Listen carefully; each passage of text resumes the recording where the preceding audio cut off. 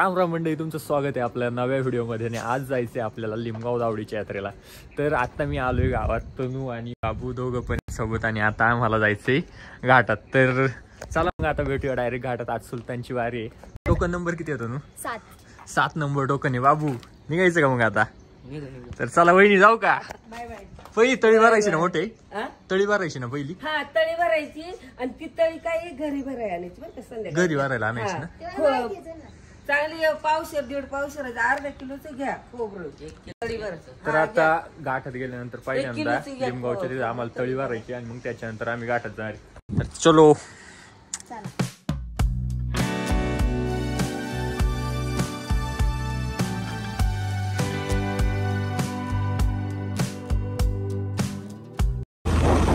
सकाळचे 8 वाजले आहे.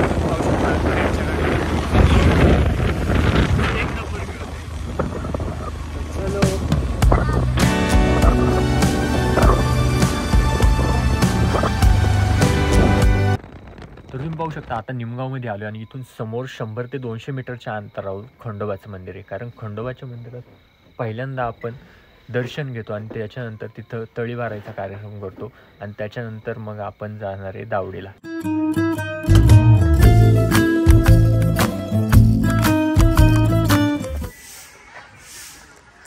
तर आता इथं खंडोबाला लिमगाव दावडीला पोहोचलोय, आणि आता इथं तळी पण भरायचं आहे.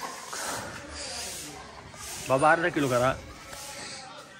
तर तुम्हाला माहितीच आहे, हे आपले खोबऱ्याचे जे वाटे असतात त्याला तळी म्हटलं जातं, आणि हे जे समोर दिसते याला भांडार बोलतो. मंदिरात भेटवायचा.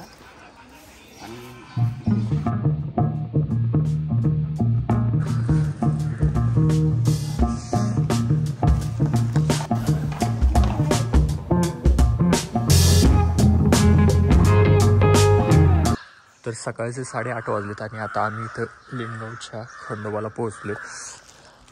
आता इथं तळी भरायची आहे, आणि मग इथून दर्शन घेऊन जायचं घाटात. आणि हा जो हार घेतलाय तो देवाला दाखवून बैलांना न्यायचा आहे.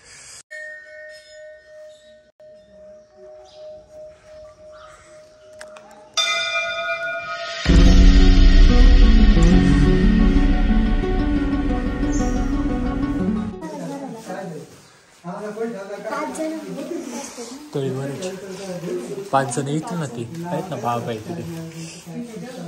हा हा.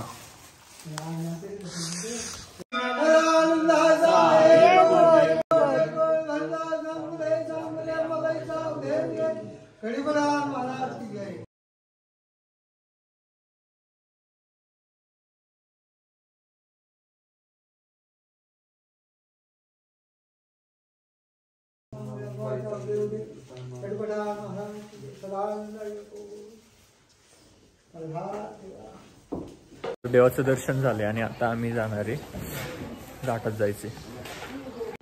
तर तुम्ही पाहू शकता हे पण आले दर्शनासाठी.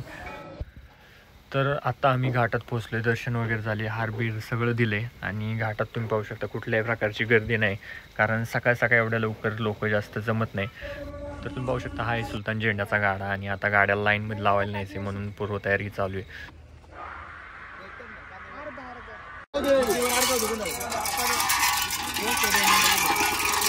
तर झेंड्या आता आल्या, आणि आता झेंड्याला गाडीतून उतरायचे साईडच्या. आज माझी इज्जत तुझ्या पायात आहे. जमलं बरं का, जमले.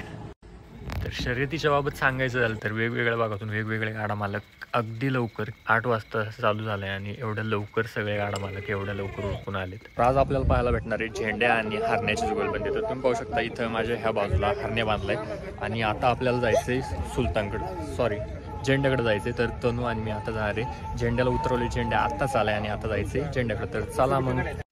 तर तुम्ही पाहू शकता हा समोर जो दिसतोय तो आहे आंबेगाव तालुक्याची आणबान शान ब्रिजेश शेठ धुमाळ बैलगाडा संघटनेचा हुकमी अक्का झेंड्या.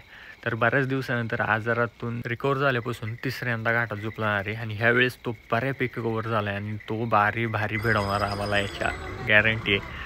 बरेच दिवस लोकांना घाटामध्ये झेंड्या पाहताना पाहिला नव्हता, कारण बरेच दिवस तो आजारात होता, न्यूमोनिया झाला, त्याच्यामुळे तो काही घाटात पाहायला भेटला नाही.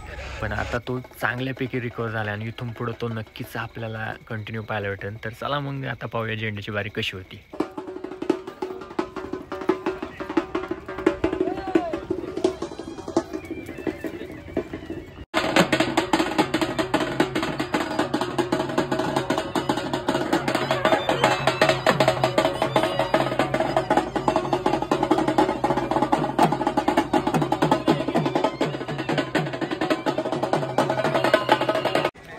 तर सगळी जवळपास तयारी झाली आणि आता घाटाच्या आळ्याच्या अलीकडे आम्ही आणि बारी सोडण्याआधी पहिल्यांदा झेंड्याला खंडोबाचा भांडार टाकला जातो आणि तो भांडार टाकण्याचे तर चला पाहूया बारी आज कशी होती. बारी एक नंबर तर होणारच आहे. चला पाहूया. तर घाटातलं वातावरण कधी पण आहे ना असं पूर्ण पिवळं भांडाराने भरलेलं असतं आणि आजूबाजूला सगळे लोक आपापल्या नादात असतात. कोणाचं कुठं लक्ष नसतं आणि गडबड तर इतकी मोठ्या प्रमाणावर असते की सांगायलाच नाही.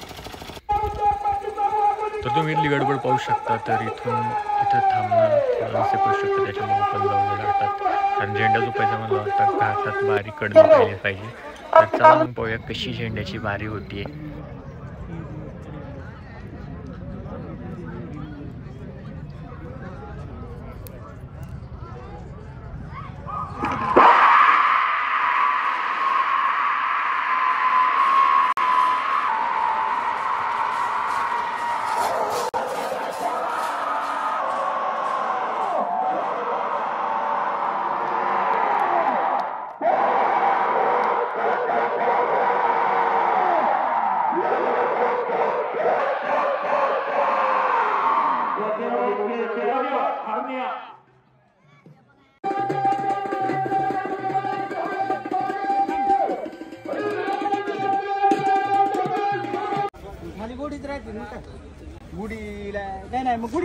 कशी बारी बारी एक नंबर झाला. तो मान राखला का झेंड्याने.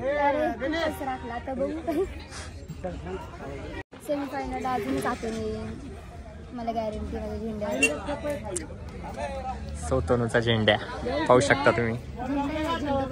झेंडूबाम ना. झेंड्याची आता 11-29 बारी झाली. तर घाटाचा राजा 11-28 होता आणि झेंड्याची 11-29 म्हणजे 1 मिली पॉईंटवरून बारी घाटाचा राजा होण्यापासून आपली. तर तशी पण खूप दिवसानंतर 1 नंबर बारी झाली. तर आता बाबू बारी कशी आली झेंड्याची. 1 नंबर झाली. तर झेंड्याची बारी 1 नंबर झाली 11-29 मध्ये. तर आता झेंड्याला भरायचे गाडीत आणि मग आता आम्ही जाणार घरी. तर भेटूया पुढच्या ब्लॉगमध्ये डायरेक्ट फायनलला. तर चला बाय बाय.